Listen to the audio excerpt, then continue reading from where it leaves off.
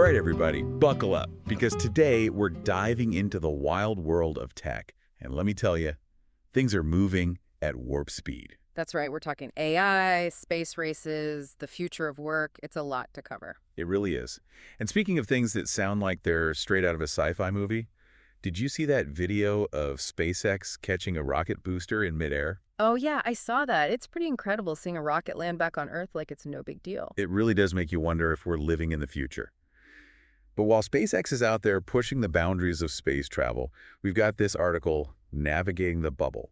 And it's got me thinking, are we on the verge of another tech bubble? All this hype around AI, data centers popping up everywhere, it all feels a bit familiar, like the dot-com era. Oh, absolutely. You get these waves of excitement in the tech world, and sometimes they crest and crash. But, even with the dot-com bust, we can't forget, it totally changed how we live and work. I mean, could you imagine going back to dial-up? Yeah. I can barely remember those days. Exactly. It's ancient history now. But this time around, it's AI and data centers in the spotlight. And this article makes some interesting points about potential overinvestment. Even with AI making data centers more efficient, it feels a bit like the fiber optic cable craze back in the 90s. A lot of potential, but also, a lot of unused infrastructure. Right. That's a good comparison. But there are some unique things at play with data centers and AI. This isn't just about moving data around. It's about the massive computing power AI needs. The demands are just huge. So are we saying history's doomed to repeat itself? Are we headed for another tech bubble to burst? And what does that mean for everyone, not just the tech giants, but regular people like us? Well, nobody has a crystal ball, right? But we can learn from the past. The dot-com bubble showed us that even with revolutionary technology, not everything pans out. A lot of companies made big promises they just couldn't keep. Maybe a little healthy skepticism is a good thing. Like, don't get me wrong, I'm all for innovation. Yeah. But maybe we should temper our expectations just a bit. Exactly. Think critically. It's not about rejecting progress. It's about asking the important questions. Like, what problems are we actually solving? Are the business models sound? Are we investing in something real, or is it all just hype?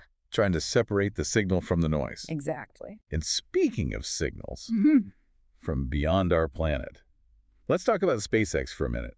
I mean, catching a rocket booster in midair, that's not just innovation, that's like next-level audacity. You're right, but their ambition isn't just about these big, splashy events. It's about completely changing the space industry. SpaceX isn't just building rockets. They want to make space accessible, and reusability is a key part of that. It's like everyone else is playing checkers, and they're playing 4D chess or something. But even with reusable rockets, getting to the moon, that's a massive undertaking. The article mentioned SpaceX is aiming for a manned moon landing by 2026. I mean, 2026, that's incredibly soon. What hurdles do they still need to overcome? It is ambitious, even for SpaceX. One of the biggest challenges is in-orbit refueling. Imagine trying to, fill up your car while it's doing laps around a racetrack at top speed. That's basically what they're trying to do. A cosmic pit stop, that's a good one. Yeah.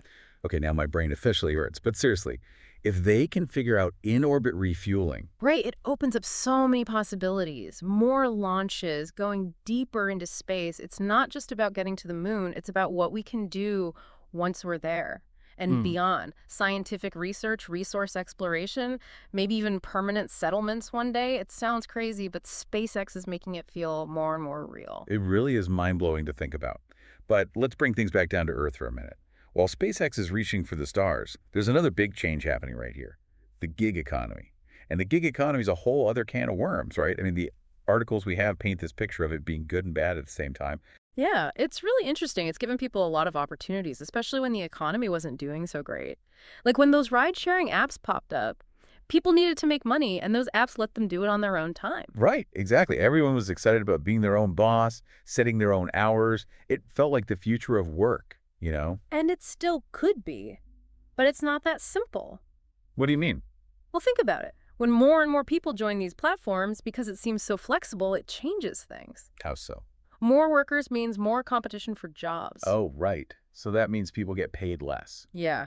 The thing that made the gig economy so appealing, being easy to get into, also created a limit on how much people can earn. It's interesting, It's like the more popular it gets, the less rewarding it is for the people actually doing the work. That's a good way to put it. And this whole thing makes me think about how we measure the economy. Like unemployment rates, all that. Are those numbers even that useful anymore when talking about the gig economy? hmm That's the big question. Those traditional ways of looking at the economy don't really show what's happening in the gig economy. Someone can have a job, but if they're not making much from it, it doesn't mean the economy is doing well. It's like we're looking at two different pictures. And it makes you wonder, what's the future of work going to look like? Are we all going to become freelancers, competing for gigs online? It's hard to say for sure. Will those traditional jobs go away completely? Or will we see something new, like a mix of traditional jobs and freelance work? It's like we're stuck between the old way and the new way, trying to figure out how to make it work. Yeah, that's a lot to think about. And it kind of feels like we're living in this constant state of change, doesn't it? Like with everything we've been talking about, AI, space travel, the gig economy, it's changing so fast. It really is. I mean, that's the common thread here, whether it's AI pushing the limits of what computers can do, SpaceX trying to make space travel more like, well, air travel, or the gig economy changing how we even think about work. Technology is driving it all. And it's accelerating. Sometimes it feels like it's moving faster than we can keep up with. How do we even wrap our heads around all this? That's the million-dollar question, right? And honestly, there's no easy answer. But I think that's what makes these kinds of conversations so important, these deep dives. Because we're not just looking at the headlines, we're really digging into what these changes mean. Exactly. It's about understanding how these advancements are going to impact us. Like really impact us, our lives, our jobs, even our dreams of going to space someday. Exactly. And that brings up, I think, the most important question of all. Okay, I'm listening. Where do you fit into all of this? I like that. Because it's easy to get caught up in all the excitement, right? Or even the anxiety of it all. Right. But the real question is, what role are you going to play in all of this? Will you just watch it happen, or will you be a part of shaping the future?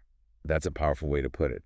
It's not just about understanding what's happening. It's about figuring out where you fit in. Right. Like, what skills are you going to need to thrive in this new world? What kind of opportunities are these technologies going to create? These aren't just things to think about in the abstract. These are questions we all need to be asking ourselves, like, right now. So much to think about. Yeah.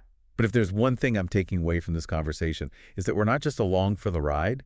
We can actually shape the future, even if it feels like it's, coming at us a million miles an hour. Absolutely. We have more agency than we sometimes realize. Love that. Well, on that note, I think we'll leave everyone with that to ponder. Thank you so much for joining us for this deep dive. And until next time, keep exploring.